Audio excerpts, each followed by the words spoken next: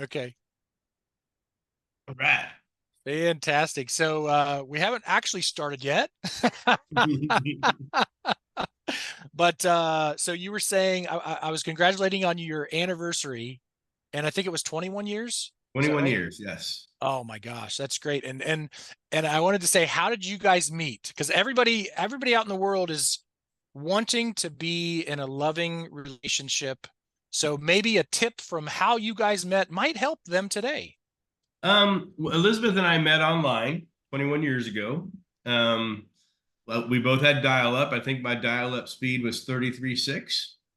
So having a real like chat didn't exist. It was more send a message. You might get a reply back in 20 minutes, 2 hours the next day. And so we chatted for probably a month online, and then we started talking on the phone. And yeah, we met each other about 2 months after we started chatting. And the first time we met, we've never been apart since. So Wow, that's great. And then how many children do you have? we have 5 kids and 2 grandkids. I Wow. was buy one get three free, so my 3 boys came. And then she had a daughter, and then we had a daughter together. Oh my We were gosh. also baptized the morning of our wedding day. So we spent basically, I joke around, we spent the whole day at the church. Um, Right. but yeah, it was, this is our third business together. So we've been self-employed together the whole time almost. So a little bit of That's awesome. sporadic things in between that we had to get actual jobs, but yeah, I wouldn't have it any other way. That's So awesome. So I guess we'll start. So boom. Hey guys, welcome to the Even More Freedom show. Today I have Terry Samuels, who is an SEO superstar. As a matter of fact, he's on his way tomorrow morning, right? To mhm. legit live, and I want to hear about that. We're going to talk about his story. We're going to talk about everything and anything, and really try to pull out some nuggets to help anyone listening that can have even more freedom in their lives. Mhm. So keep watching. So all those children, and how old are they now? Oh gosh, in their 20s, and then my youngest is just getting ready to turn 20. So Wow. yeah, Okay. so And so you guys started, I know you were in the Navy, yes. and so even before that, going back to school, what was it like for you? Were you on a path to be in a business, or what was your thoughts growing up?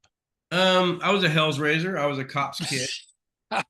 So my dad was a cop, my mom was a nurse, and I was kind of raised by daycare. So I Okay. wasn't, obviously with the two working family thing, or two working parents. But yeah, I was a troublemaker. Matter of fact, I went in the Navy because it was a choice of military or jail. So Okay. back when they used Okay. to do that, now that's like not an option anymore. So I chose obviously to go in the Navy, and I really excelled. I figured out if I'm going to be there, I might as well take advantage of everything. And I ended up being Sailor of the Year for the West Coast for 1988. And that was pretty Awesome. cool. And I probably would have retired in the Navy if my, wife at the time didn't threaten to divorce me if I didn't get out. And I got out, and she divorced me a year Okay. later, and here we are. So it's like, dang it. Yeah. So, You're but not alone, Terry. It's funny. I was at a family reunion, and my stepdad's, he has the same story. He got out after 10 years for his ex-wife, who then divorced him shortly thereafter. So you're not alone, yeah. unfortunately. And so what did you do when you got out of the Navy? What was like the first job or business? Well, in the Navy, I was a nuclear welder. So my first job out of the Navy was I went to go work for a structural steel shop as a welder. I ended up becoming nighttime supervisor like a month into it because it just one thing the Navy did do is the Navy did send me to a lot of management classes, a lot of management opportunities my last couple of years, especially after I'd won that award. So I came out with kind of military management stuff, which is obviously completely different than civilian management. but I did become a supervisor for the night crew, and then like 3 or 4 months later, I was supervisor for the whole thing. And I loved it. I loved the industry. The only reason we all stopped is the owner died of a stroke, and his wife just shut everything down. So, um, and then I went to go work for Phelps Dodge Corporation, which is a large copper mining company. And I went in as a welder, but I was put on a waiting list, so I got to drive those huge trucks, mining Yeah, trucks, yeah, yeah. and I was making more money driving those trucks than I ever would have as a welder. So I just stayed Okay. driving those trucks for like 4 years and Okay. became a supervisor on that side. And the mining companies decided to go everything online. So this is when obviously the internet was starting and everything was seen to be okay. But I was involved with a group called Quadrum, DRM. Anyways, it was an e-commerce platform that all these mining companies were putting like $300 million into, and they were going to force their suppliers to transact online. They didn't Okay. want salesmen coming to the mines anymore. They didn't want, they wanted to kind of clean up the whole process. So I was one of the first ones hired, transferred from Phelps Dodge to this new group. And my job was to go tell these billion-dollar companies that they had to not only take their paper catalogs, which are usually 4 or 5 inches thick, that they had to convert all them to digital and pay $1 million to this website and load all your stuff, and you've got 60 days to do it. Wow. And so obviously Caterpillar, Komatsu, John Deere, all these huge, massive companies first get out, it's kind of like, nope, F you. We ain't doing that. Well, after a few weeks of getting not rejected, but literally freaking get the hell out of my office type things, then the mining companies are now calling these guys. So we will not buy your equipment anymore if you don't do this. Wow. And mining 75% of that industry. So Yeah. and so the next time we went in, we got treated a little bit better, but Yeah. still, it was still a fight because they didn't know how to do this. They had Yeah. no freaking clue how to do this. And Yeah. we didn't have a way to teach them this, which is what I thought always was the big disconnect. If you're going to force somebody to do something and you don't have a way to teach them how to do it, then it's not going to work out right. And so anyways, I did that for about a year. I was the technical director. So it was my job. We didn't even have a website. I just had a white paper just saying, this is how it's going to work. This is what we're going to do. At the time, and I just heard this rumor, obviously I didn't have any way to prove it, but when this website went live, I was told it was the largest website in the world as far as pages. Mm. It was like 3 million pages. And back in, the early 90s, that's massive. But it That had all is. this, it had the whole, Caterpillar catalog. It had the whole, all these freaking suppliers catalogs. And so, yeah, it was a huge website. But, and then it was just kind of interesting that everything just kind of started flowing. And so we kept going out and meeting people. And first one hired, they hired me first, and they paid me a lot of money. I was actually being paid more than they were offering the chief operating officer. So that was my Wow. downfall. So I was also the first laid off because I Ah. had like the salary cap in sports. The salary cap Okay. was my fault now. And so Right. got rid of Terry, and that was actually my last corporate job. So I became self-employed a week later. Is So is that when you started flipping houses, or what'd you do before flipping houses? Elizabeth and I were insurance agents, health insurance. So Okay. What kind um, of insurance? health and life. Health And, and did you yep. do whole life or term or both? A little bit of both. The life part of it was the secondary. It was mostly around health. It was all small businesses, so it wasn't individual. But it was commission only, So I had the northern part of Arizona. Elizabeth had the like Phoenix area. And we'd come back on Fridays and say, well, I didn't sell anything. Well, I didn't sell anything. Okay, well, we made no money this week. So, but in that process, obviously we were very good at it eventually. But in that process, I used to ask people, well, how do you make your money? Because it's all self-employed people. And that's when I met a guy that was living in this house, and him and his wife were getting ready to move. They had all the boxes packed up and they were moving into a new house. And I said, well, what do you do for a living? He goes, well, we flip houses. And I was like, what do you mean flip Ah. houses? And he's like, this house we're here right now, We bought it for like 350,000 and lived in it for 3 months while they remodeled it. Yeah. And they're selling it for 700,000. So they're getting ready to make. He brought down a check that it was like $205,000 he made on this freaking transaction. And I was like, Elizabeth and I looked at each other because this is one of the few ones we put together. And I'm like, okay, well, I need to know more. So we got involved with this company called Nouveau Riche, which was teaching you how to flip houses and everything. So that was fine. I'm not a real big. I'm more of a go out and do it yourself and learn on your mistakes than I am studying something and following somebody's pattern and everything. So we actually started flipping land in Arizona. A lot of these big land buyers buy in perfect squares. So Right. they all leave crumbs around the edges, 5 acres, 10 acres, 15 acres, around the Okay. edges. And so for the first 8 months, I was flipping paper. So I never closed anything, but I'd put on contract $2,000 an acre and I'd flip it for $4,000 an acre. And Okay. so it would actually flip 3 or 4 times before it even closed escrow. So I was just doing this and I was having a blast. Like, oh, Yeah. let's go try a house. And so back then, Craigslist was awesome because realtors were not allowed to be on Craigslist. So it was only homeowners that were selling their house, About FISBOs. about what year was this? Probably around 2000, Okay. 2000. Yeah. Yeah. So matter of Yeah. fact, 9/11, I was very beginning of my house flipping days. Um, Yeah. but it was cool. Maybe it was 2002. Anyways, it was that time frame. So I bought this first house. Elizabeth and bought this house for like 135,000. And we put a realtor sign. We had a realtor on staff. We put a realtor signed up. We marked it up like 32,000, mainly to cover what I was going to pay this guy. And we literally flipped this thing in like 4 days. We didn't do anything. We didn't change the carpet. We didn't paint. I think Right. we had it clean. That was all we did.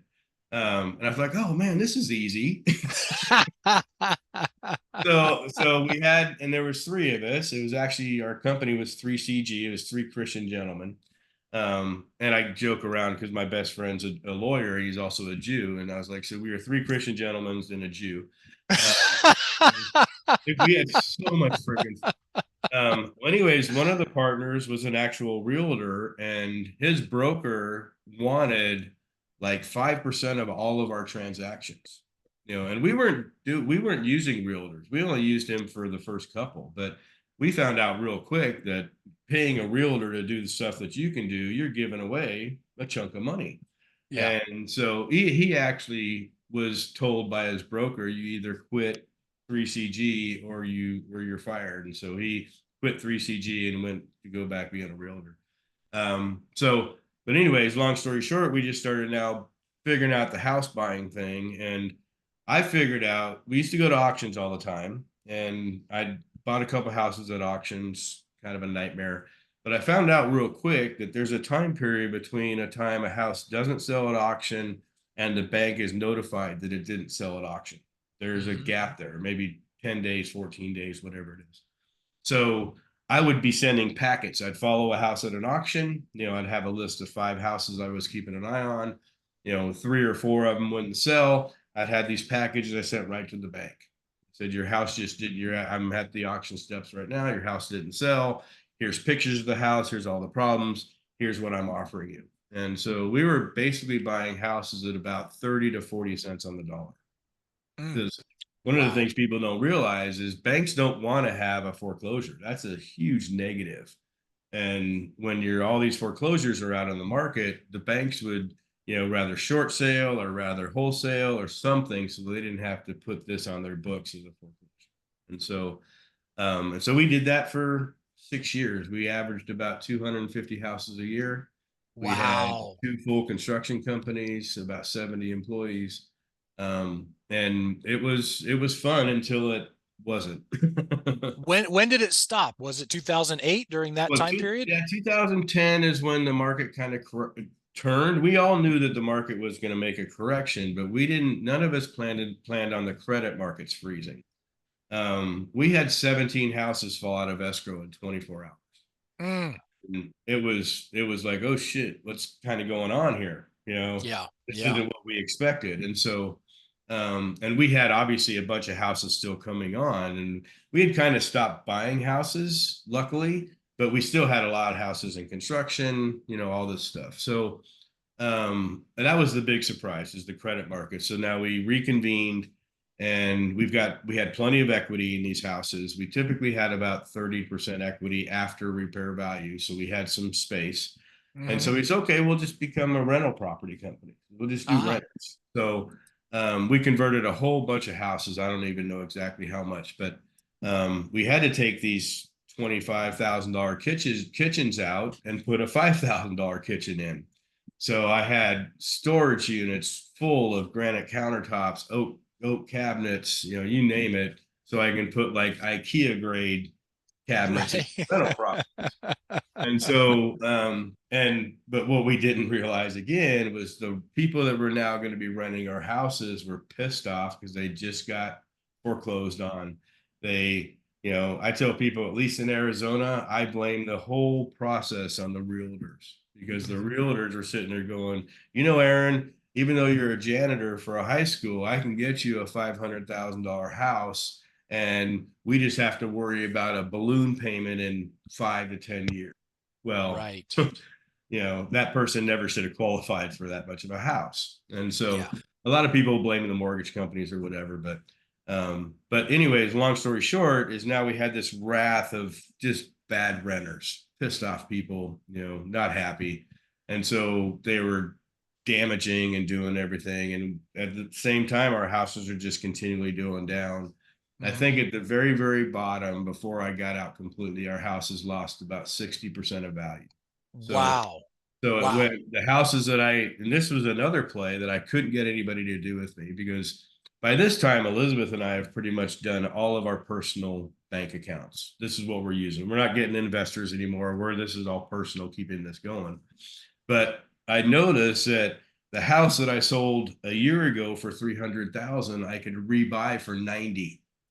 I mean, these things were fully remodeled. We knew the market would come back. We knew, it might take a year, 2 years, 3 years, but I couldn't get anybody to do this with me. Even my big investors. I was like, come on, Brad, we have a chance here to buy 20 houses that we know are worth this much at some point. We Right. just need to hold them. And What are they worth today, right? oh, today, today, matter of fact, it's the same house I use as an example. I could have got it for 92,000. I think we sold it for 330. It's now worth 550,000. And of course, we're a long time later, but still, I Yeah. couldn't get anybody, and that's probably where I failed at sales, is I couldn't convince anybody that, dude, this is a deal. Yeah. We remodeled these houses. We know Right. what's inside these walls. We know Yeah. what we've done, and we know the value. Yeah, it's not the Yeah. value today because of the mortgage crisis, but Yeah. and I couldn't get everybody done. I tell people all the time, if I had one regret in life, that would be it, to not save some money back to rebuy these houses that I could have got so freaking cheap. Right. And it's Well, but that's every time an opportunity changes or mhm. closes, 2010 is when you started Salterra, right? Well, 2012 we started Salterra, and Okay. I had hurt my shoulder. I was playing with the kids, and I'd ripped my shoulder back. I tore my rotator cuff, and so during this process of dealing with insurance companies for this total freaking nightmare. Anyways, I was pretty much on morphine and Valium, just solid. And so I couldn't even hardly function. At the same time, we're, watching our real estate company go down the tubes. We're living in a house that, that is someday going to go to foreclosure. Hmm. And I just started, I became one of the best Call of Duty Modern Warfare 2 players in the planet. That's all I could do.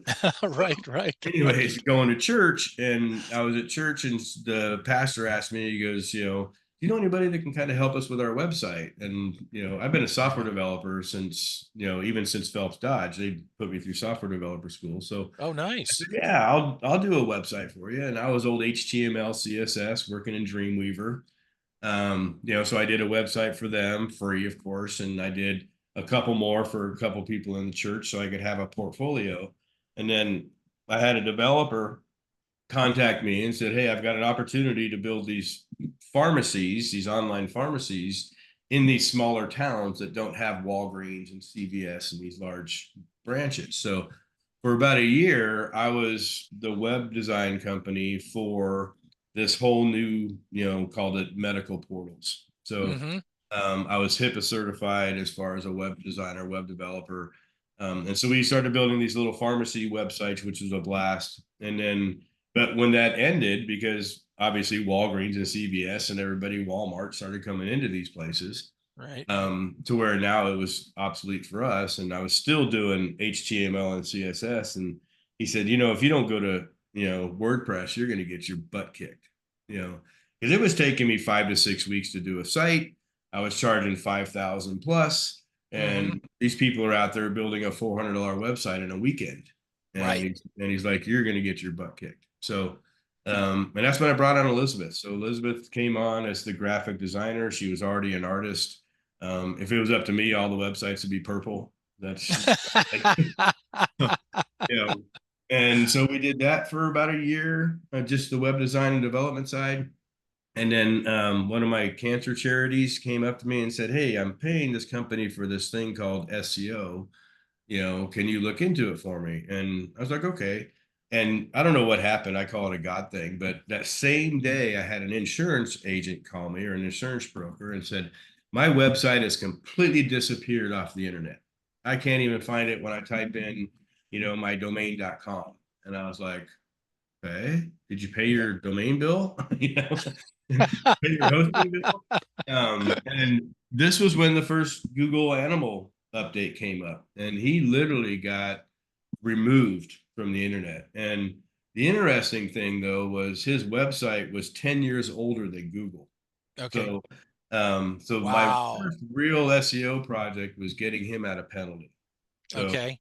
it took us about a year. He called me up Wow. one day, and he goes, are you, did you see this? And I'm like, "No, what?" He goes, "I've already gotten 7 calls and it's only 9 o'clock in the morning." I'm like, "What are you talking about?" And sure enough, we just looked, and he's ranking for like 1,000 different terms. It just all of a sudden clicked. Wow. And back then, all we had to defend ourselves with is the disavow file. So, I would do all these. And back then, he was buying porn. He was just buying packaged links. So there's porn links in there. There's, obviously a whole bunch of bad links. And the first Google update was like, clean up your link shit. And so that's what I did. And this cancer charity lady, she became just, I was trying to learn the, obviously the offense side of SEO, going out and actually trying to rank rather than playing defense. Mm-hmm. And she just didn't have enough patience. She was paying this company like $3,500 a month. I Wow. mean, a lot of money, 20 or 18 or 15 years ago. Yeah. So, but I just started doing this freaking health insurance guy, insurance agent, became my biggest fan. He still is my client today. 10 Mm. years later, 11 years later, he still pays me $200 a month. But Wow. but we go to sushi every quarter. I do a lot more stuff for him that he pays me for, but and that's kind of how I got started. I like the SEO side because it was a technical side. From a Right. developer standpoint, I am not a design guy. I really don't like design. I don't like sliders and all this stuff. But on a technical side of learning, what the search engines are looking for, all the different things that we were doing to start doing that. And we didn't have Facebook back then. We barely had YouTube.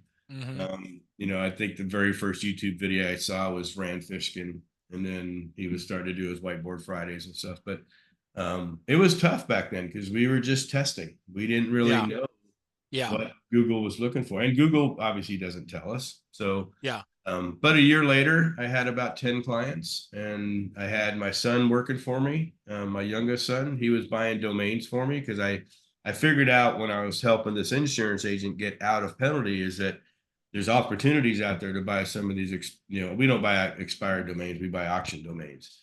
But we went out and bought like 50 different auction domains and started building our own link system, our little, Mm-hmm. some people call it a PBN. I didn't because it wasn't public and it was never expired. But, we were being very, very, if I brought on a roofer, I'd go out and get 2 construction roofing type websites to build. Mm-hmm. And that's how we kind of got started in the process. And here we are today. So Elizabeth and my daughter run the web design side, and me and my 2 sons now run the marketing side. So, Okay. And so what's it like for you now? And kind of interesting. We met at a Miami Beach conference back in the day, and watching you from then to now, I think it's been 3 years since that particular SEO at the beach, I think is what it yeah, was. maybe even 4. Well, yeah, it was right after COVID ended. And so, yeah. And so since then, I've watched you travel almost to what it looks like almost nonstop. Mm-hmm. And so you're basically able to run your business for the most part remotely, at least you're part of it. Is that right? Yes and no. So what happened last year? Last year I spoke at 13 events, Mm-hmm. basically every month. And Mm-hmm. and it was great. I mean, it was great for networking. It was great I love teaching. It's like my biggest passion. Even when I was flipping houses, I love teaching. But what happened is my agency that year was stagnant. We didn't grow. And I think it's because I wasn't ready to step away that far, Mm-hmm. that I didn't have I don't have a sales team in place. We rely on referrals, white label. People hire me to do audits. They do. I mean, it's just there's nothing really in there forecastable. Like when you Right. do have a sales team and you say I want 5 leads a month, and all this stuff. And so that was a big deal. So when Elizabeth and I had our first our annual meeting for 2024 in January, we knew we needed to make a change. And so we put in a goal to 3x our agency this year. And speak at no more than 6 events. So Okay.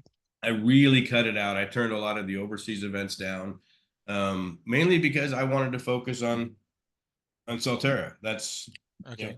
and excuse me. And so this year, which is a little bit different, I'm being very selective. Elizabeth and I are actually going to events that I'm not speaking at, but they're events that will help my agency grow. Okay. One of the things on the fulfillment side, we are very, very, very good, one of the best. But I don't have a beginning funnel side. I don't have a forecasting model that I can say, if we get 7 clients from the sales team, then we can hire this person. We don't have that type of forecasting model, which I Okay. believe as an agency is super important. That I can't rely on white label and referrals. I can't say, I'm going to get 20 of these this month. Right. Right. As much as I want or pray or desire, it can be 2. Mm-hmm. But by having a sales process or even a more robust white label process, then I can start forecasting a little bit of when to hire people, when to, because one of the things I need to do is I need to hire an operations manager. I need somebody Okay. over both departments, so we can go out and do more stuff. Okay. So Yeah. that's for anybody listening to this as of this moment in time, you're looking for an operations manager, Mhm. and that's for 2024 as soon as possible. No, we're probably not going to hire that person until the beginning of 2025. So, Perfect. and I want to get these things in place to where, now I can firmly say, yep, you know what, we have all this stuff coming. We're doing all these different things. And again, it's always been one that I wanted to do, but I've also, from the real estate side, I've still got major trust issues. Mm-hmm. When our real estate company crashed, we had no idea how many people were stealing from us, how many people were, taking advantage of working for us in different positions. Mm-hmm. And it literally kind of destroyed Elizabeth and I. Sure. Even Sure. even Yeah. our best friends were just taking tens of thousands of dollars from us, and we Yeah. never paid attention because everything was going good. I You're mean, I was right. making so Right. much money. Why would I bother? And so when I came into this business, even hiring my first VA, I was like, "You mean I got to give him a freaking password? There's no way I'm giving him passwords." So Right.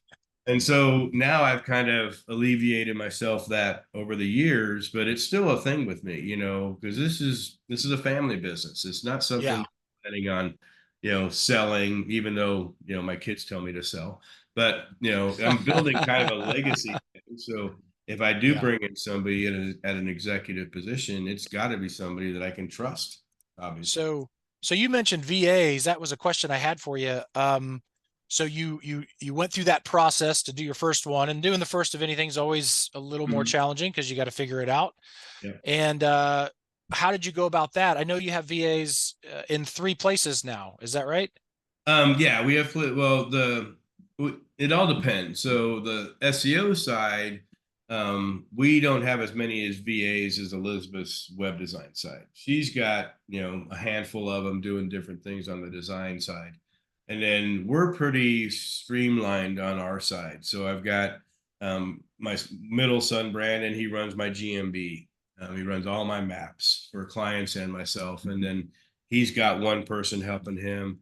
Skyler runs my link network, and he's got one person helping him. And then we're getting ready to hire two what we call SEO loaders, which are loaders that will take content that my content team is doing, and they'll load the content because I've taught them all the internal linking and stuff like that. So, I mean, it's this year we're probably going to add 6 more people, I think, before the end of the year on my side. VAs. Yeah, 6 more And people. so when you go after to hire a VA, how do you do that? Like which country, what company? It Kind of. depends. We've had successes and failures in South Africa, Philippines, Ukraine.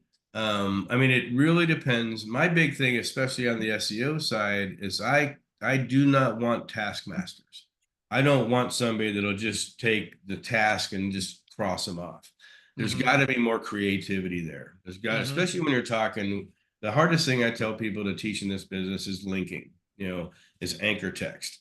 So if I give you, here's the 5 anchor texts I want you to use for these 10 blogs, I need you to do 5 different ones. mm-hmm. Don't just be so rigid that you don't have any thought process of saying, hey, I can include these same words, but maybe in a different way, create a different anchor for an anchor Okay. text.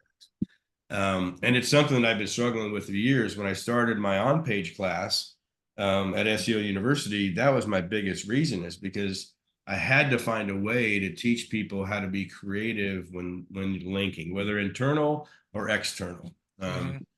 Especially nowadays, internal linking, in my opinion, is the number one thing in SEO. Okay.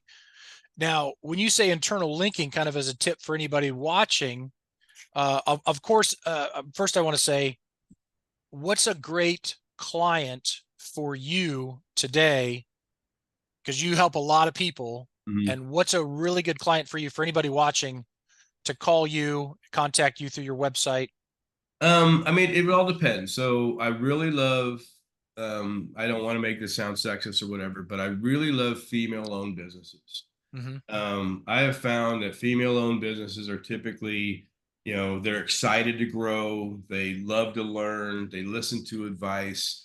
One of the reasons why I'm really big in the medical spa space is because there's a lot of female business owners in that space, and they will take advice. They don't argue with you, compared to, some of my roofing companies.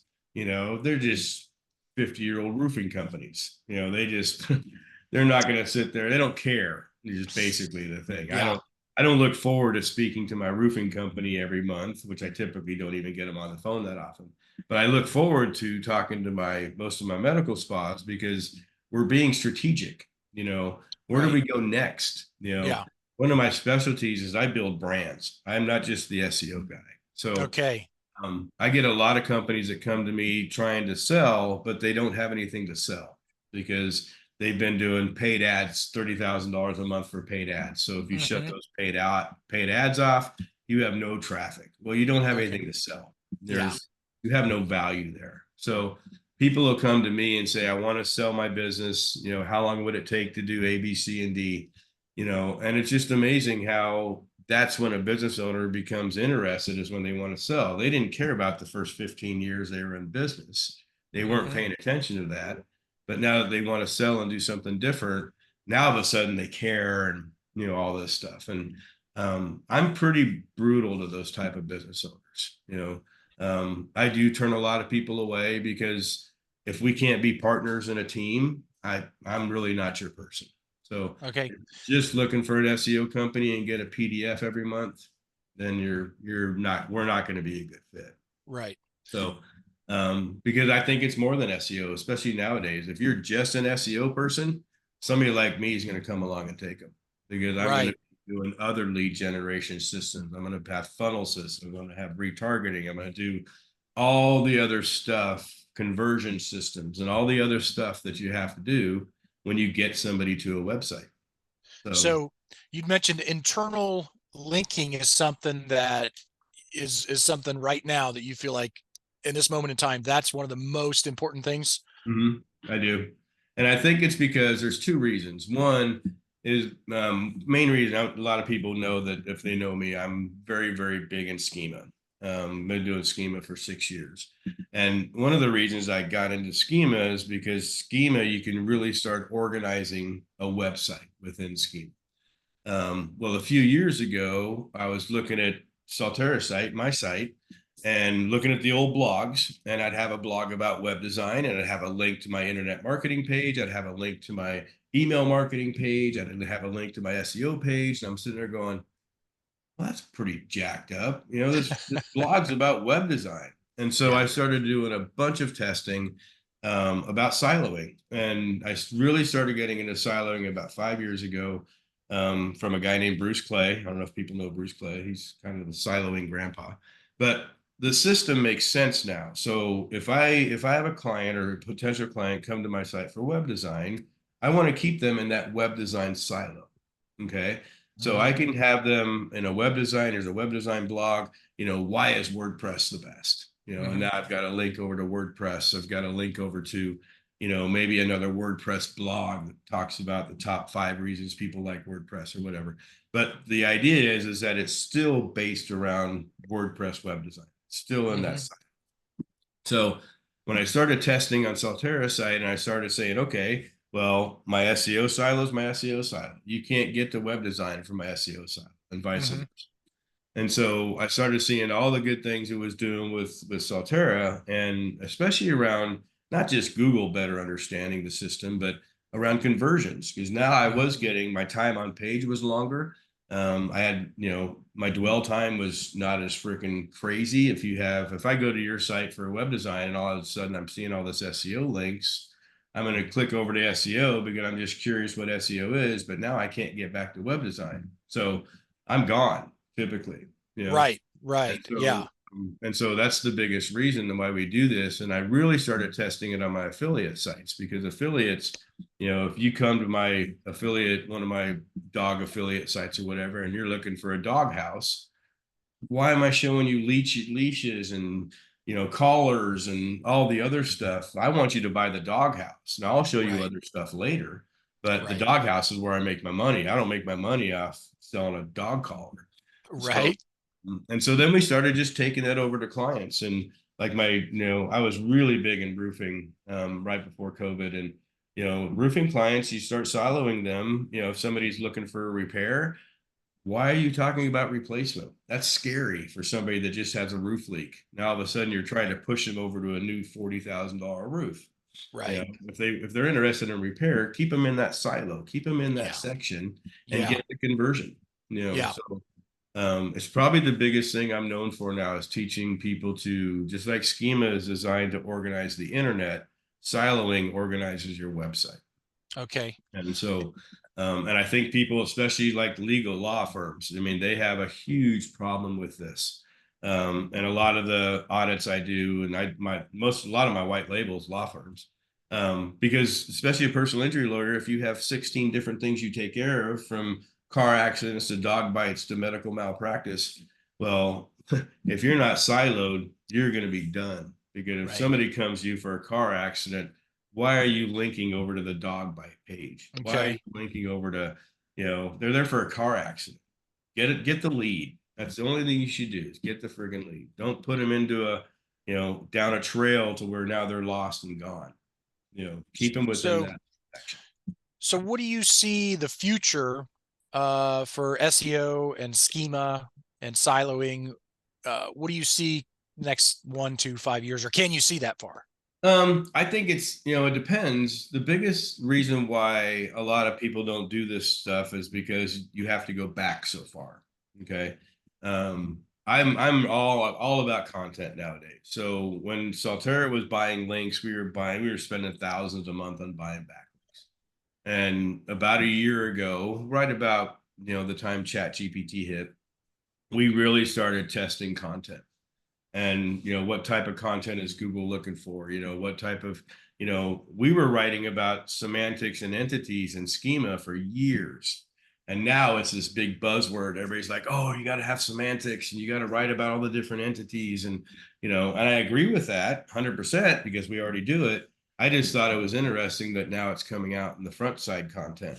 And so, and it makes sense. But the biggest thing is that, I personally believe that it's going to become more and more important because AI and the loading of AI to the internet is not going to stop.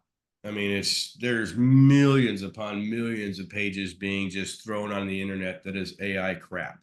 It's just auto-generated stuff, and unfortunately, the search engines have to weed through all that stuff to get to your good stuff. And so I've always told people you have to be better. That's the biggest thing in content. You have to be better. You can't be the old days of writing a blog and your H1 as Dallas Plumber are gone. That's Okay. not going to do it anymore. And I think it's So becoming more and more that you just need to be better with better quality content. That creates, it has to be helpful content update. And it also has to, create and solve a query problem.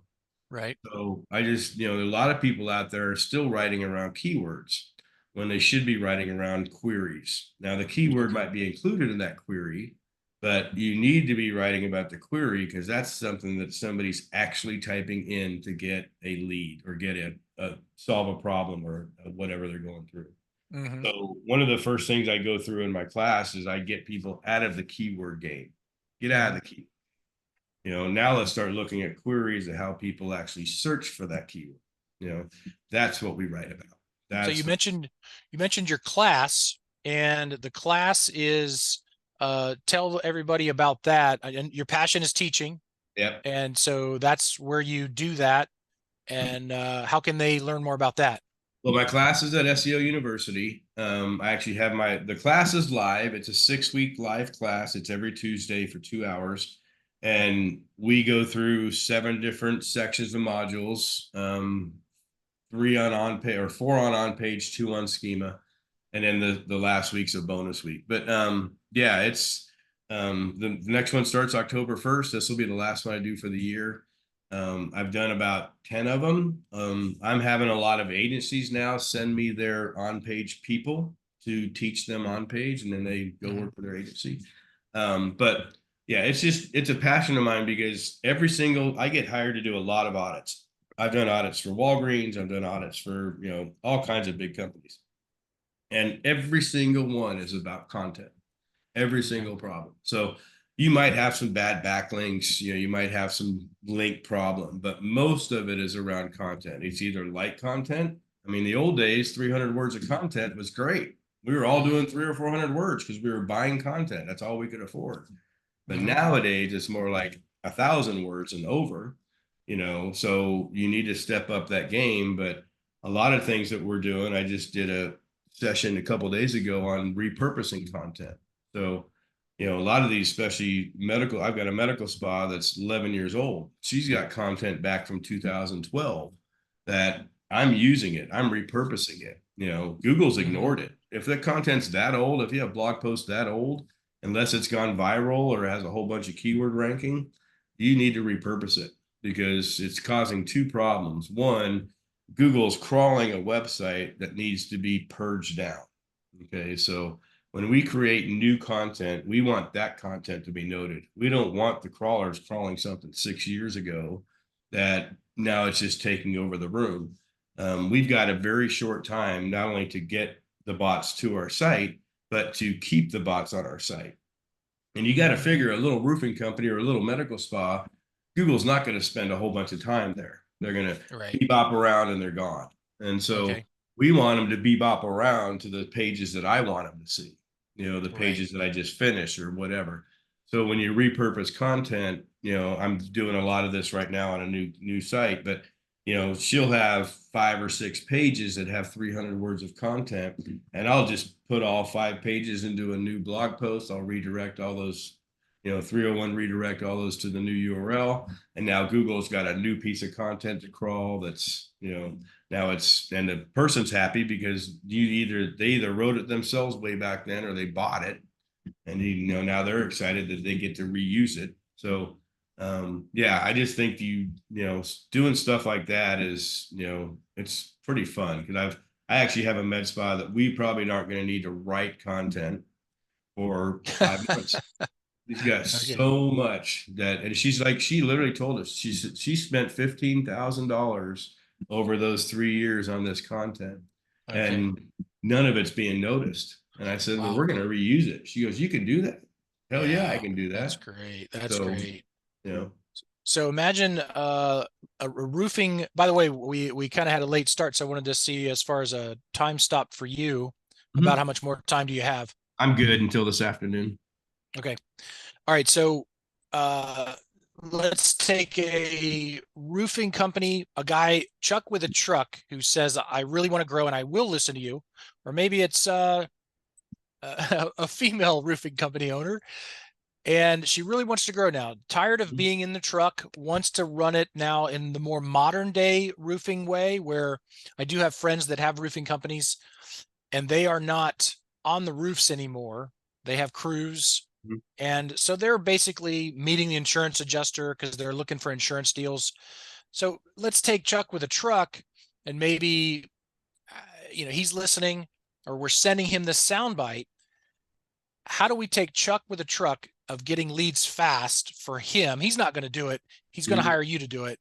But what are you going to do in whatever you're able to share? Are you going to create him a GMB? He doesn't even have a GMB, right? Okay. Is that still one of the fastest ways to get him leads calling in? Oh, for sure. Well, the fastest way is pay per click, obviously. Um, I really believe that everybody should be doing some sort of pay per click. Um, there's a couple reasons. One is pay per click data is real live data. So when we all go to these tools and we capture data, it's typically a couple months, 3 months old. But when you're doing pay per click, you're getting real time data. And another thing is you can be so freaking specific with pay per click, where Okay. Google search you can't. So, if we say, okay, Mr. Roofer, what neighborhoods do you have the best luck in? You love doing the roofs or whatever. Well, I love these 4 or 5 zip codes. Okay. Well, that right there is going to start getting them leads. Yes, the map is right there. You have to get the map. First of all, I don't think Google puts much stake into companies that don't have a map. Right. I really don't. I think even my affiliate sites all have a map. So I really believe that if you're a business, you need a map. And if you hide the address, which I don't encourage, well, it's my home address. Well, if you have a good business, they're not going to show up at your house and do anything. So, you know, So for your affiliates, by the way, what do you use for an affiliate? Do you use like like a pack mail or something like that to kind of separate yourself and your business a little bit? Not really. The affiliates have their own little, kind of like their own little system. So I have built, kind of avatarish people that kind of, do the reviews and stuff on the affiliates. They have their own social media accounts. They have their own map. They're really, and the only thing you can see is I do put Salterra LLC in the copyright, which without a link, just because obviously if one of my plays is to flip these affiliate sites. So if they want to buy them, they can contact me. But Mm-hmm. we do make sure they can stand on their own, so to speak. So and it's like Salterra has 15 different lead gen sites. So Okay. I've got web design lead gens, I've got SEO lead gens. I've got probably 14 maps, but at one time I had over 100. So Wow. and it's all about gaining leads the quickest. But yeah, pay per click is definitely the fastest. So, and you don't have to spend a lot. You just have to be very strategic. Okay. I'm not talking about spending $3,000 a month and throwing all the spaghetti at the wall. I'm talking about specific neighborhoods for specific products. Mm-hmm. You're going to get a lot less searches, but you're going to get the searches that are going to convert. Okay. Like roof repair isn't something I'm going to pay for a pay-per-click. That's crazy. Right. Right. Link in the or leak in the back of the roof. That's getting more to where now we're talking conversions because they're getting more Okay. specific. But yeah, maps is definitely the fastest. Organics nowadays, especially for a brand new website, 9 to 12 months. The old 3 to 6 months is over. It's gone. So, Mm-hmm. and I really don't care what you do to kind of increase that. If you do a lot of black hat stuff to increase it, you might be able to increase it, but you also might be dinged at one point. Sure. So, Sure. but again, if you can, there's other stuff you can do. YouTube videos is huge. If you can do DIY stuff, giving a video about, how to stop a roof leak until the roofing company comes out there, whatever, Mm-hmm. so those type of stuff is where you really start setting yourself apart from everybody else. And, Right. one of the things that I do when I do a discovery call with people is my first thing is, what makes you different? And it's amazing how many people don't have an answer. Business Okay. owners just, they don't know. Well, I'm the cheapest. Really? Is that something that you would really want to play on? Right. Because that can also lead to bad reviews. Yeah. If you're not the cheapest, now all of a sudden I talked to Bob, he said he was the cheapest, he was $4,000 more, so you get into those type of conversations. But the biggest thing about business owners is you really need to kind of, especially nowadays, you need to teach them how to be business owners. Right. Most of these business, I used to ask for business plans. I used to ask for marketing budgets and marketing plans. They don't have this stuff. They just want Right. leads. Well, Yeah. and well, what are you going to do with the lead? What's your closing ratio? Right. What's your average ticket price? Right.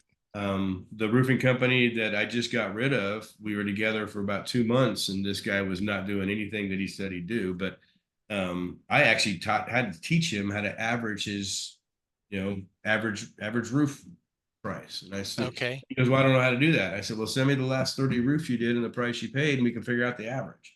Right. It's just math. And Yeah. so I get it, obviously, especially roofers, they're just interested in getting on top of the roof and doing the roof, and Yeah. getting paid.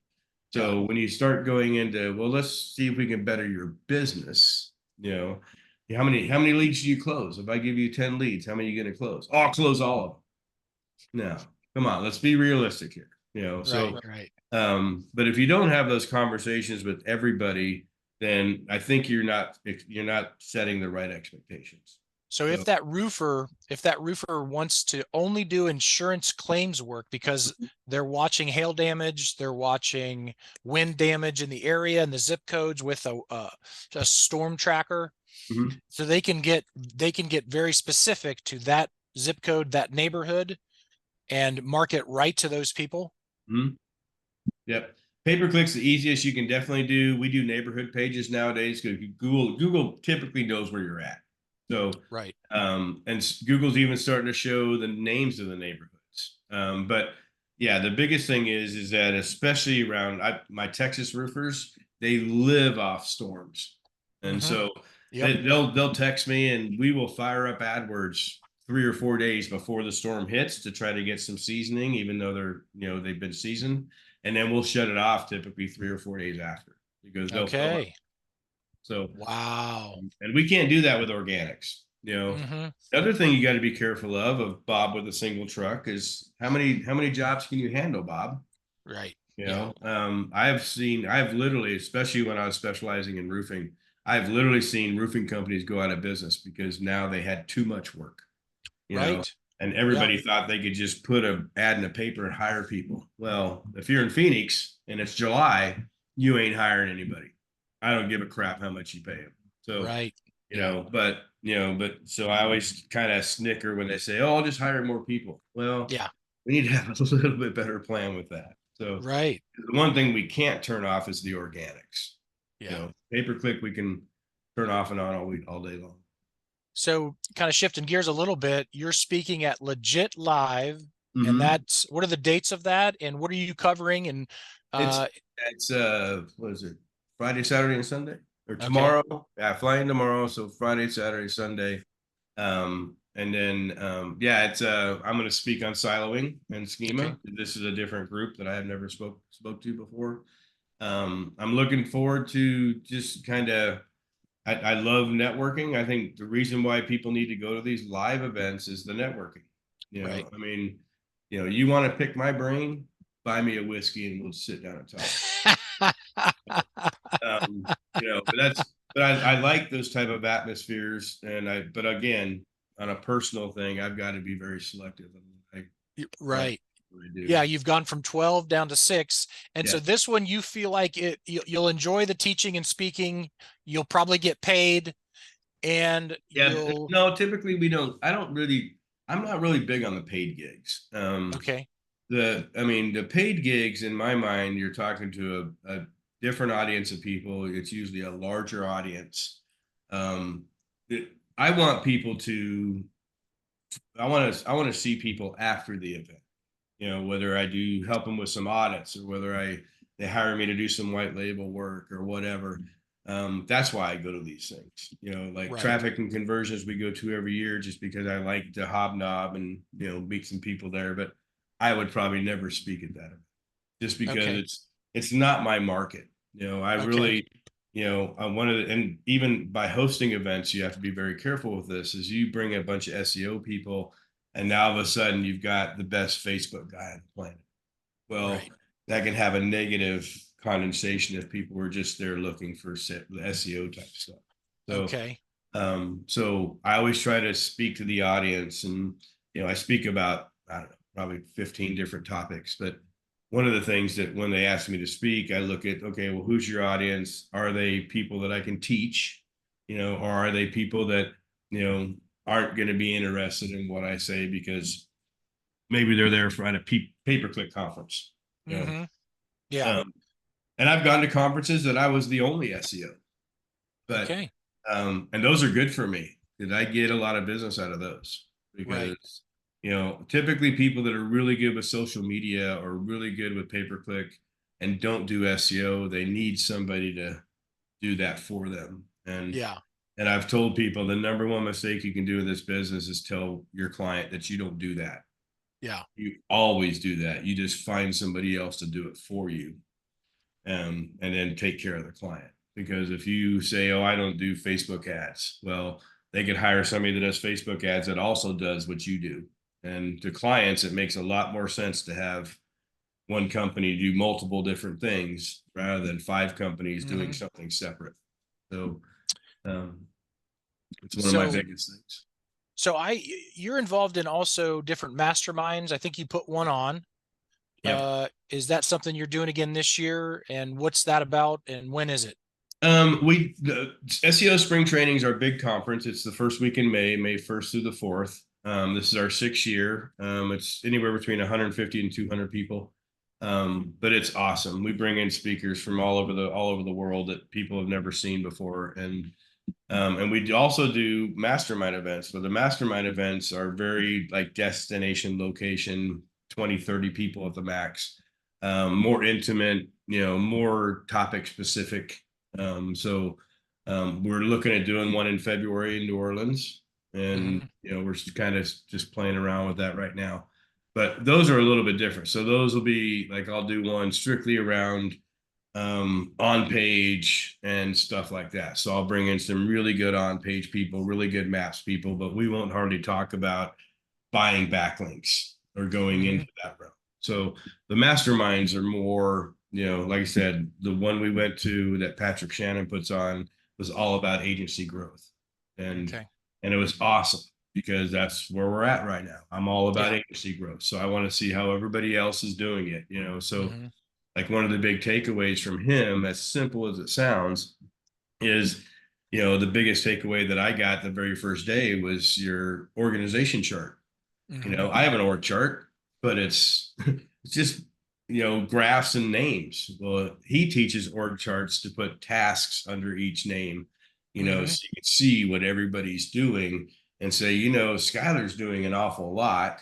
Maybe I need to take a couple of these tasks and either hire somebody else to do, or maybe I can shift them over here to John, who works with him. So we'd never done that before. Here I am, a 14-year-old agency, and my org chart was just basic. Yeah, I'm going to need some VAs here. Well, what are these people actually going to do? And what task are you going to take away from somebody else to help their life better or whatever? And so that's the big reason why I go to these events is I see these simple things and I'm like kicking myself in the butt because it's like I never did that before. And I live on whiteboards. I'm a whiteboard guy. My whiteboard, I mean, I've got all kinds of stuff in my whiteboard, but I never sat down and said, well, a link person needs to do blah, blah, blah, blah, blah, blah, blah. A link assistant needs to do this, and I never did that. So Elizabeth and I, the very first day we came back from Patrick's event, we have a restaurant here in Scottsdale that we go to that we can fire up our laptops. They put us in this little booth in the back corner, and we built our org chart. Org chart. We spent 2.5 hours building out this org chart for the SEO side and then the web design side, and we also own our own hosting company. So we also did the org chart for all three of them. But that was just, like I said, as simple as it sounds, it was eye-opening.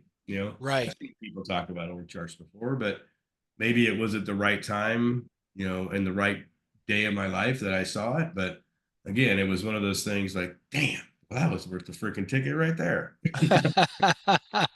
So it is something I can implement and do right away. Right. So, we had other people, another person there talk. One of the biggest things that we're struggling with right now as an agency is we use FreshBooks for our payment processor. Well, FreshBooks used to have a program called WePay, and basically you get paid today, you get your money in your bank account tomorrow. Okay. Well, FreshBooks decided to go out and create a brand new Stripe account for each person because they got away from WePay. And now my money takes 5 to 7 days to hit my account. So, and I have a Stripe account. They could have connected it. I would no problem. But now, so we'll have thousands of dollars out there in float waiting for it to hit our account. And our regular bills, they're not floating. That's right. So one of the big things that, I even talked about this at my last event is cash flow. I mean, no matter how successful you are, if you don't have a cash flow system and make sure that we didn't know this hiccup was coming, we had no freaking idea. Okay. All of a sudden we're like, what happened to that $5,000 we got paid yesterday? Why is it not coming for, 5 days? Right. What the hell? I've got pay-per-click I got to pay for. I've got, all these different things that I pay for with this money, like everybody does. And we're sitting here going, what the frick? Right. So I want to share something on that. And so I went to Central America in February, and I wanted to explore what was going on there with Bitcoin. Right. I wanted to explore, and I wanted to start using it as a payment method.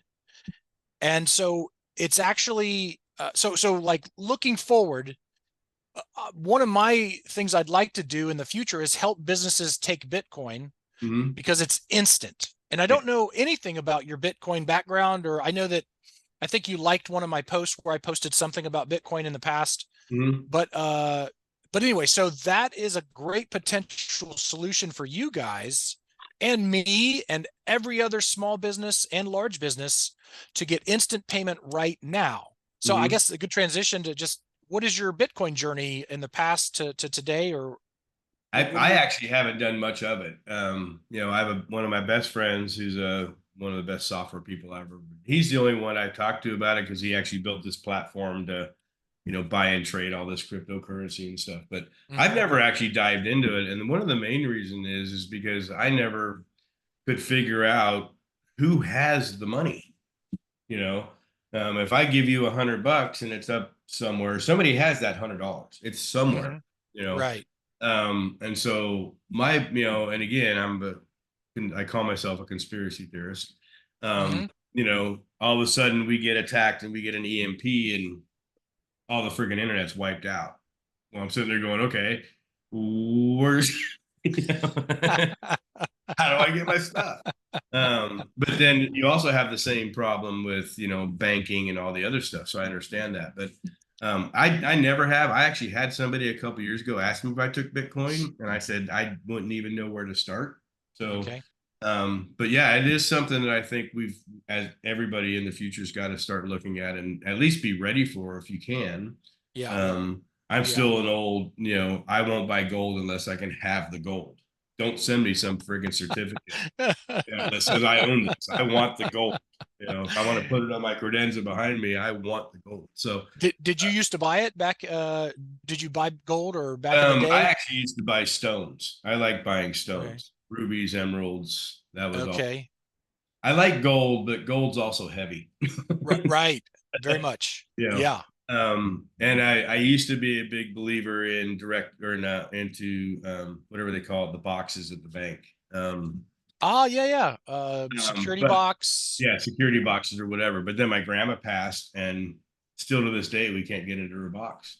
Are you So serious? yeah, so it's just like, okay, well, why the hell would I have a box?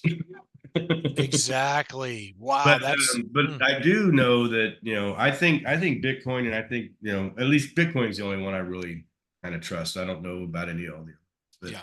but yeah, I definitely think it's something that we need to go down to and at least be prepared if we get offered that. Yeah. And kind of what to do with it. Even here I'm seeing Bitcoin ATMs, I guess they're called.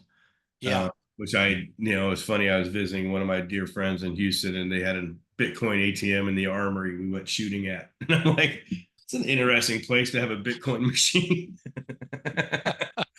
in a gun store. Right. It's really funny because I was a gold bug back before Bitcoin.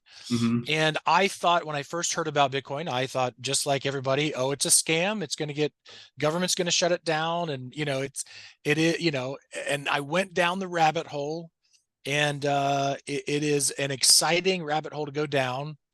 I went as so far as all of February. I took my family to El Salvador Mm-hmm. to actually go well, first of all, I live in Ohio, so enjoy the winter Yep. while I'm, you know, enjoy the winter and try out the Bitcoin thing. And I bought coffee with Bitcoin. I bought, Cool. it was amazing. And it was this fast. They've got the Bitcoin, and this is your solution for, the future. I held up my phone and chink, chink, done. Right. Right on. And you get the money that fast. There's no 5-day waiting period.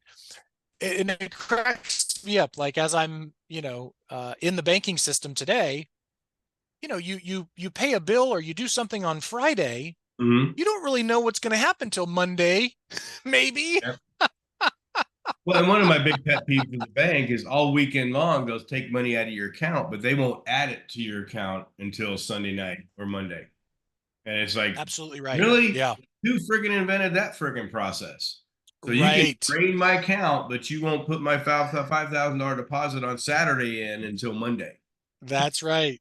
That's right. Oh my gosh. So, So I wanted to ask at least a few of these questions that were kind of about your story. We've been having fun with a lot of stuff. Um, uh, well, here's one. What motivates you to keep pushing forward in your work? Like kind of like what's your morning like? What's your evening like? Setting yourself up for the day. I think my motivation right now is getting myself out of the day-to-day client stuff. Okay. Like I said, I love my affiliates. I want to flip websites. That's Hmm. like my big passion right now because Okay. so long or so big, but that's like my passion. I still love the technical work, which is obviously the stuff I probably shouldn't be doing. Like yesterday, I wrote like 20 pages of content just because I like doing that stuff with ChatGPT. Hmm. So but I think the biggest thing for at least for me is to put the right people in place, whether they're even at the project manager level, because the executive level is kind of scary. I don't even take out as much of the company as I would have to pay this person. Hmm. So, I'm just trying to figure out if and I'm also the type of guy that I won't do it unless it can be successful. So I won't do it and say, sorry, Bob, after 3 months, I can't afford you anymore. So that's one of the things I'm trying to protect against. But I think So. I get up every single morning, I do my Bible study and prayer. And Mhm. then, I used to meditate. I don't meditate anymore because my ADD is so crazy. Yeah. Well, Uh, the Bible says meditate on the word, so you're doing that. It exactly. says meditate on the word. So that's something that it's one of the scriptures that I always remember. And so whenever I hear the word meditate, that's what I'm trying to put more into my life, Mm-hmm. my post today was, if you can believe, all things are possible to him who believes. And if I just meditate on that, anyway, so your morning is Bible study and prayer, and then what do you do? And then I go through my emails. I have a 24-hour rule, even though I don't get many negative emails. If any negative emails or messages, I don't contact them for 24 hours. Hmm. Because I have found that most of the time it's not my problem. I'm Hmm. just typically the one that answers them. Right. So, but I'll go through the emails. Elizabeth and I have our morning meeting, just to make sure that, we for a long time we didn't really spend a lot of time on Salterra. We didn't spend a Okay. lot of time on our company. So 7 o'clock every morning, Elizabeth and I have our meeting until 8, and we're just talking about Salterra stuff. Because we do SEO University, SEO Spring Training. We're getting ready to launch SEO Spring Training. Just had our first meeting yesterday. So all this stuff needs to stay at the forefront every single day. And then Okay. on every Monday, we have our company meeting. And then Tuesdays, I have my class. Wednesdays, I have training with my staff. So I did link building training yesterday with my link team. And then my content team, I just pulled somebody over from the content. I promoted her to blog loader. So after this call, I'm spending time with her, making sure she's good. But one of the reasons I did SEO University is because all my employees go through my university. So Okay. they all get taught the same thing, the same way, and there's no questions. And I can weed people out quicker that way. So Right. I'm a big believer in noticing as soon as you possibly can if the right person's in the right spot. Hmm. Mainly because of what's happened in the past. We've assumed people are doing okay. We've never checked, and all of a sudden we go and spot check, and we're like, WTH, what the hell? Right. And why Yeah. hasn't anybody blogged on this site in 4 months? Well, it gets slipped through the crack. I mean, so there's all kinds of shit that Elizabeth and I in that morning meeting really try to make sure that doesn't slip through the crack. Right. Um, and then after I look at my staff, then I'm typically looking at what I want to do for the day. Right. So I've got some very, very good VIP clients that I do extra stuff for them. I've got I try to make sure we're doing a lot of automation right now with high level, so I'll get into that and work that for a little while. But and then by 3 o'clock, I'm typically done. So Right. I do believe I like having break sessions. As far I love a nap. My favorite thing to do is take a nap. But I only take a nap if I'm planning on working on my affiliate sites that afternoon or whatever. Hmm. Because typically the 3 o'clock cutoff for me is no more client stuff after 3. So Okay. I'll still work on whether it be one of my lead gens or one of my affiliate sites or whatever. I'll still work on that. But I'm working down in the living room on my laptop in a TV environment, so I get out of my office. And Right. that's one of the things that I'm a big believer in is that, you have to break up that environment. So, Right. I mean, this is the first house we've had that Elizabeth and I have had our own office, and we were going to get an office, actually regular office building, but we found this house and saved a bunch of money by just doing that. Great.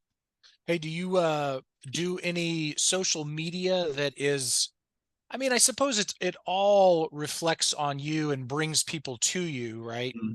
Is there one in particular that you like more than another based on personal preference, or it seems to get people coming your way that Mhm. can maybe turn later into a client?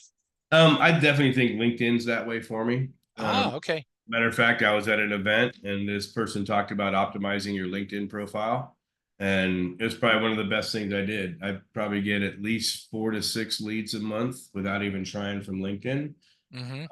I do a podcast every Monday with Elizabeth. It's Tech Talk with T&E. And so Hmm. that feeds automatically into LinkedIn and Facebook and stuff. But so we get a lot of response from that. I'm really working on my YouTube channel right now, my personal branding. Hmm. Um, like I said, I'm a brand builder and it's different branding my company compared to branding myself. So, Hmm. I mean, I have my own GMB for myself. just the whole 9 yards. And so when people type in speaker for SEO conference, I want to be number one. So, Nice. Yeah.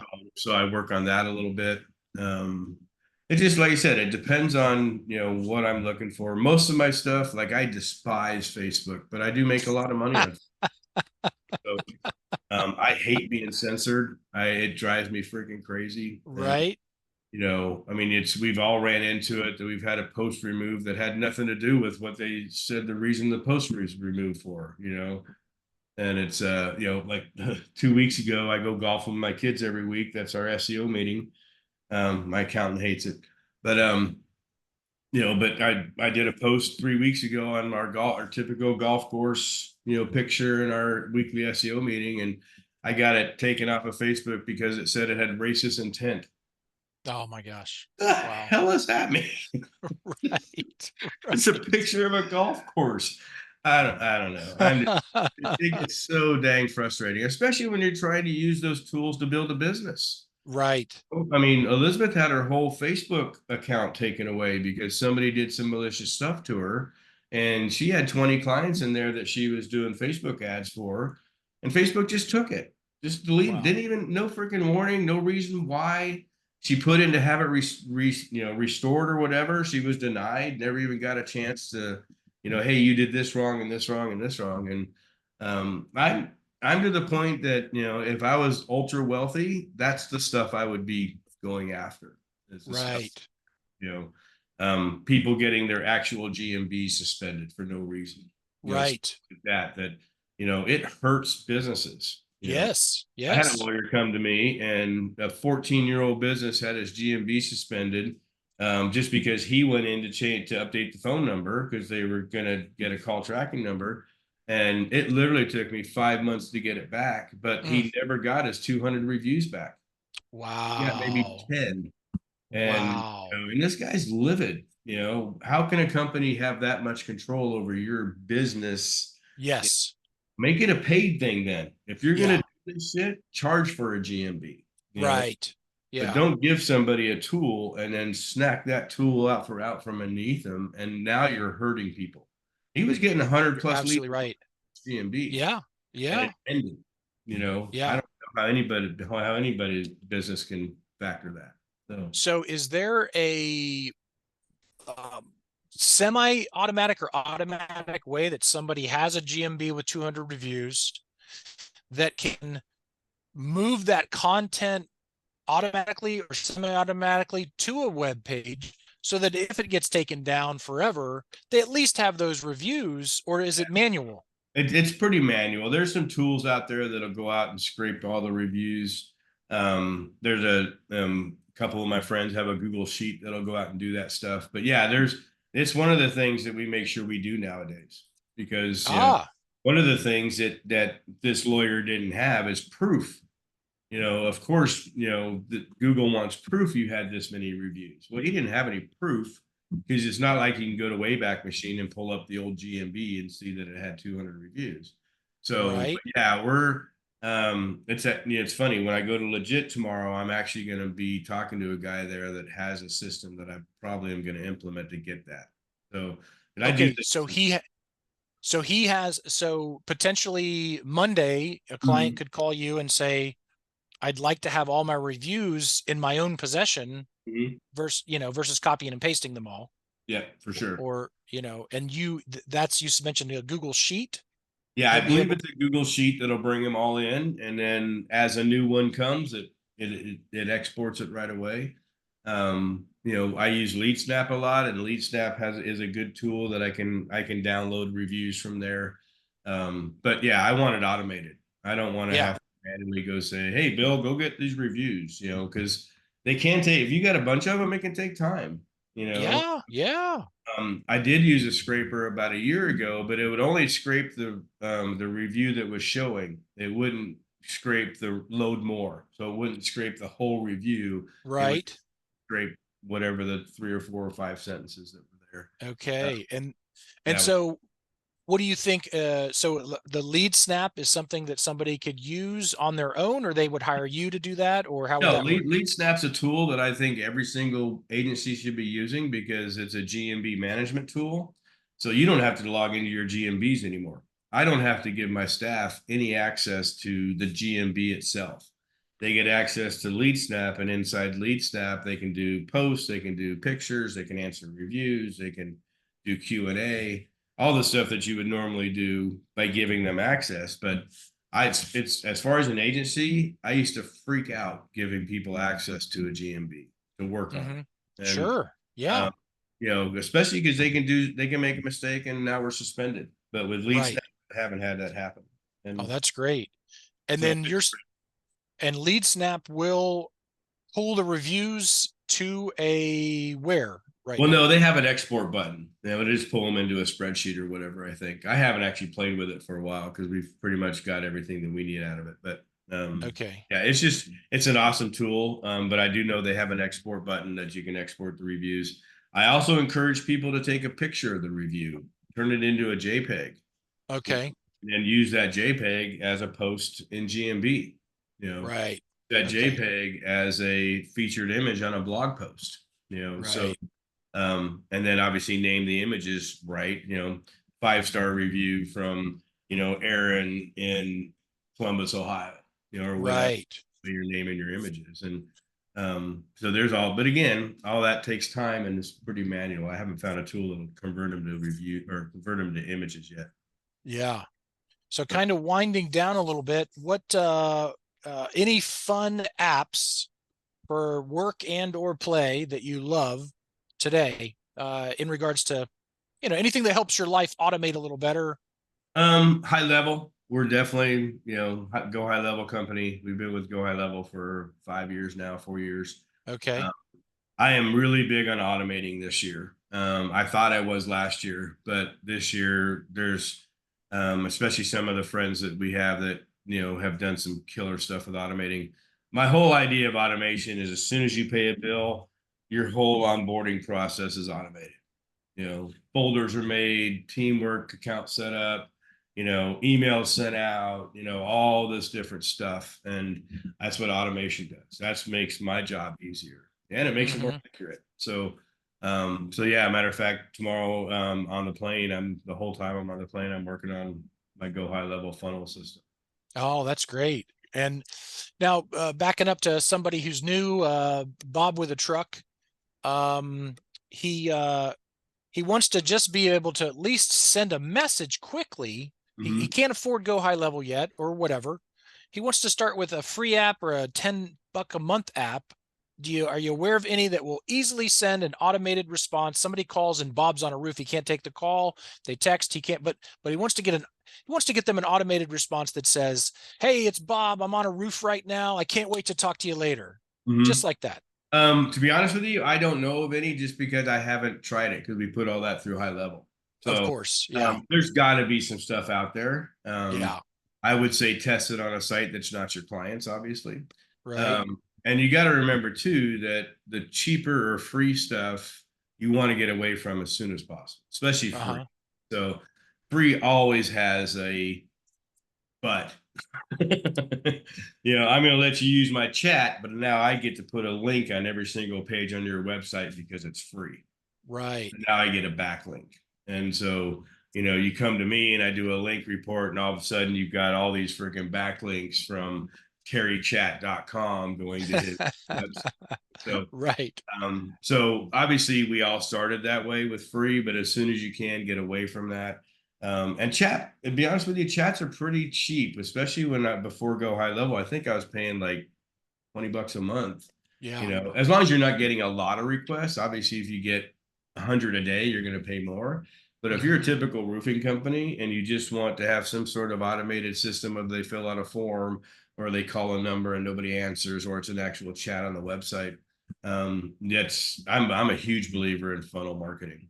I think the people that aren't funnel marketing or retargeting right now are just losing so much business. Right. So, right. Because if you call and Bob's on the roof and you leave a message for Bob and you don't hear from Bob in a couple hours, you're probably calling somebody else. Yeah. But if Bob contacted you and say, "Hey, Aaron, sorry, I'm busy right now. I'll get back to you within 60 minutes." Now you got to get back to him within 60 minutes. But yeah, that's the way it's all about holding on to the lead.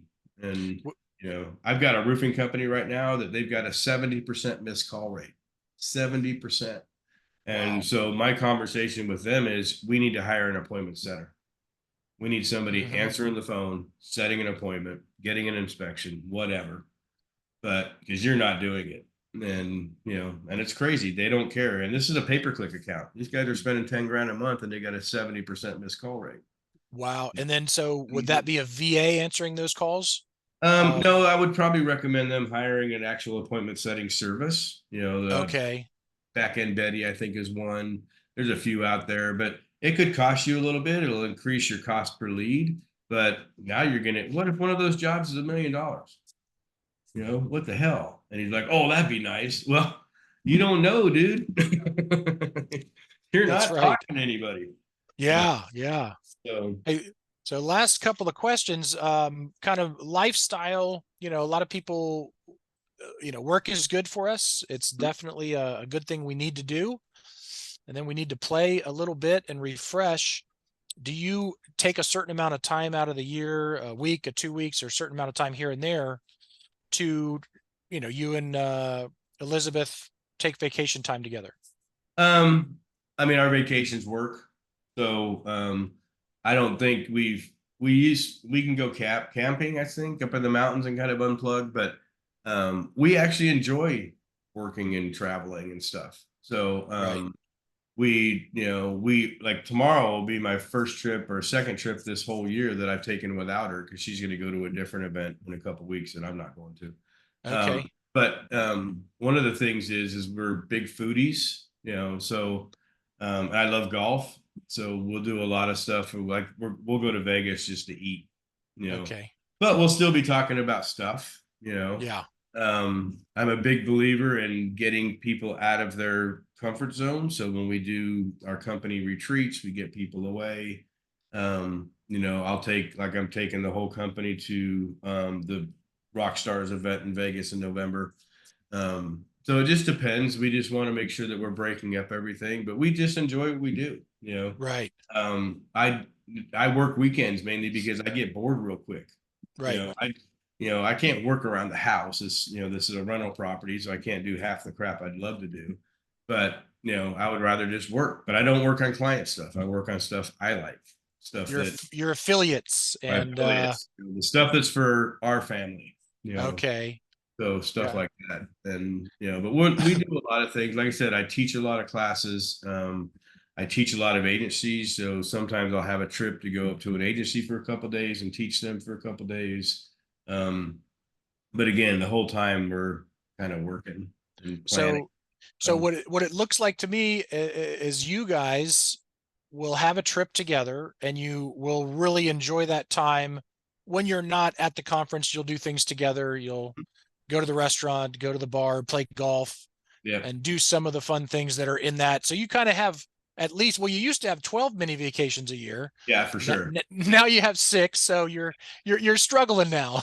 Yeah, definitely, but we still do our little local stuff. So we'll still in Phoenix, we can go up to Flagstaff, which is 2 hours away, and it'll be 30 degrees cooler.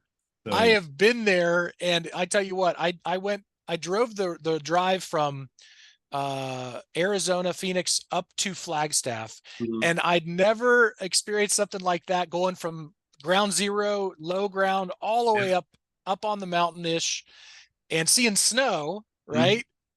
And the wind on the way up there, I mean, it was something else at certain times. It was fun. It was really a neat trip. Yeah. Well, a lot of people don't realize Flagstaff is the fifth snowiest city in the entire country. They got Wow. they got 147 inches of snow this year. So Wow. uh, Arizona. yeah. But when it's 110 in Phoenix, we can drive up there and it's 75. So it's Yeah.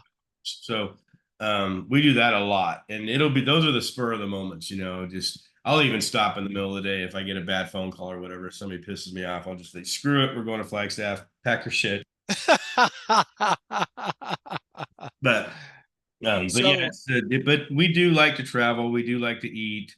Um, I like shooting. I don't do as much as I like to. I like fly fishing. I don't do as much as I like to.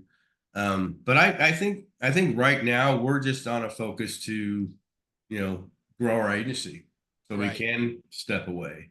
You Step know, away more and do your affiliate stuff, keep working. exactly. Recently I've been on this theme that retirement is not actually in the Bible. Hmm. And so it's kind of an interesting thing when you wonder, people die 6 to 12 months to 24 months after retiring. So you got to, step back and go, wait a second, maybe I should just do what I love. Maybe I should just do the affiliate passion instead of retiring. You know what I mean? Yep, 100%. And that's the whole thing is, I've got people that retired and then did start to do service to the church. My big thing with the church right now is I just think it's completely out of whack. So, Say that going again. It went quiet. It's completely the what? church life in general, we've really tried to tie back into a church, and it's either real superficial or it's the feel good preaching, the Joel Osteen type stuff. Hmm. Just wish for it and it'll come type of thing. And so I like smaller groups and just really digging into the Bible itself. And Yes. and we thought we'd found a good Bible church, and we went there for a month, and then they were going to do a year on Colossians, and I'm like, a year, a whole year. So even the pastor's like, I don't know why we're doing this, but we're doing it for a year. Start next Sunday, and so we went to the first one, and literally it was like the first 5 sentences and talking about that. I was just like, no, I can't do this. So Wow. Wow. it's one of those satellite churches that they have, one pastor speaks at one, and then everything else is a video screen on all the other Ah, okay. things. So, but I really think for the most part, the church environment has just gone the wrong direction Yeah. after COVID. I think Yeah. I think COVID changed everything. So, Yeah. um, Yeah. That's interesting because my wife and I, we met in a big church and then we slowly went to we always loved Bible studies. mhm, And so we slowly went to smaller and smaller churches. And then now we moved deep into the country and we do Bible studies now. That's what we mhm, do. And yep, so, and one of the most recent things that we're doing is doing basically some online Zoom type Bible studies. yep, So if I'll send you a link, you can come sometime, and if you're busy, that's okay too. But that's something I really feel led to do is just do the Bible with mhm. people, Bible study, right? Yeah. Yeah. When we were in Washington D.C., one of the places that we wanted to hit was the Bible Museum, where the Ah, biggest Bible museum is 6 floors oh, and just wow. massive. And Where's it? we didn't even Where plan half enough time for it. where's that? In Washington D.C. DC. Wow. And so, Uh, but one thing I did do is I love collecting different Bibles and different things about Bibles. hmm. This one that I'd gotten there, this thing's pretty freaking cool. It's a men's Bible, but it goes into today type. You can tell it was, in the last couple of years, this Bible was kind of written. But yeah, it's pretty cool. So I like doing that. I like, I've got a Bible that is, all in chronological order. So it's Hmm. not 4 Gospels and then Romans and then, it's Hmm. called, so you're going from Genesis over to Joshua. I mean, it's just really kind of interesting how the whole age of time flows. Yeah. Yeah. But those drives Elizabeth crazy. What do you mean you're buying another Bible? Yeah, I'm buying. I got bookcases full of Bibles, and we have my grandma's oldest. My grandma's from 1860. I think we have Yeah. her Oh Bible. my gosh, that's great. We have that in common. Whenever I go to a estate sale or something, I'm looking for the old Bibles to buy, Yeah. at the estate sale or auction for sure. I've been doing that for a little while myself. Well, one of Um, the most interesting things, and then I got to run here pretty quick, but one of the most interesting things that I saw at the museum is the King James version, which I'm not a King James version. I can't it just it's too crazy. Anyways, the original one. You think the current one is bad? The original one is, oh my gosh. Hard to understand, huh? Hard to understand, hard to read. Right. They have a huge one. This thing's like from the, I don't know, 1400s or something like that. Right. You're sitting there reading it, going, "Oh my gosh, no wonder I like the NLT version or the NIV version." Right. Yeah. One of the versions I've really enjoyed lately is the Amplified Classic. Yep. Oh my gosh, man. But anyway, let's end on that note. Last question, if you could have dinner with any historical figure, who would it be and why? I'm Jesus for sure. Without it, I mean, not even thinking it, you know, just to kind of, I mean, obviously there's questions I want to ask God when I get up there, but just basically, what else can I do to be better? What can I try to wake up every day and do the right things for the right reasons. Yeah. I pray in the morning, I thank at night. That's always something I've always done. But I think the biggest thing is like we all struggle with is, I still judgment. I hate judging people, but it's still there. Yeah. I'm really trying to be more loving and less judgmental, but it's hard. I make that decision right in the middle of a freaking, system where we're people running for president. And I'm just like, I picked the wrong time to do this. Uh, but I think the biggest thing is that those would be the kind of questions, I understand judgment is bad, but is it going to stop me from going where I want to go? And I like listening to people like Joe Dispenza and some other people that are, more of the motivation and self-growth and all this thing. But like the whole thing, like we did the prosperity. We did a whole prosperity thing, Elizabeth and I did years ago. And I kept thinking, I'd really like to ask Jesus. Right? It's really right. I mean, it sounds good, but is it going against, what I read in the Bible? And, I actually love reading the Old Testament. Yeah. And so when I try to bring that over to the New Testament, I get, and then I have my daughter is going through she's not going through. My daughter's in a gay relationship, and they went to a church and they invited me to go watch her girlfriend was being baptized. And so I went there, of course, guards up, what the heck am I doing here type of thing. And I watched the baptism, and it was interesting because they never said repent from your sins. So they never said stop and turn around and start walking a different way. Yeah. And so I never realized that these churches that are so acceptable to everybody that's their thing, is that you can still have a relationship with Jesus and be gay and everything's going to be fine. And I have conversations with them and I'm like, we don't know that, but I would, I'd rather, caution on you're not fine. I always knows what I read and the interpretations that I get from it. But if I'm wrong, hey, I'm wrong. But if you're wrong, that sucks. Right. Well said. So on a final note, you've got at least 3 websites.